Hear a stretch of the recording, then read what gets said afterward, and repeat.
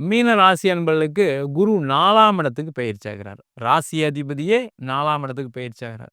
இந்த 4ஆம் இடத்துக்கு பெயர்ச்சி ஆகும்போது பார்த்தீங்கன்னா, நீண்ட காலமாக விற்க முடியாத இடம், வீடு, வண்டி, வாகனம் இதெல்லாம் விற்கிறதுக்கான ஒரு வாய்ப்பு வரும். அதன் மூலமாக நீண்ட காலமா இருக்கக்கூடிய கடன் பிரச்சனை, நிறைய மீனராசி அன்பர்களுக்கு பிரச்சனை என்னன்னு கேட்டீங்கன்னா, இப்ப எனக்கு கடன் பிரச்சனைய தீர்த்தா போதும் அப்படின்ற நிலைமையில இருக்காங்க. அவங்களுக்கெல்லாம் அந்த கடன் பிரச்சனைகள் தீரும்.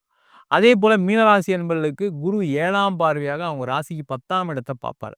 அந்த 10ஆம் இடத்த பார்க்கறதுனால தொழில்ல நல்ல வளர்ச்சி இருக்கும். வெற்றி வாய்ப்புகள் உறுதியா உண்டு.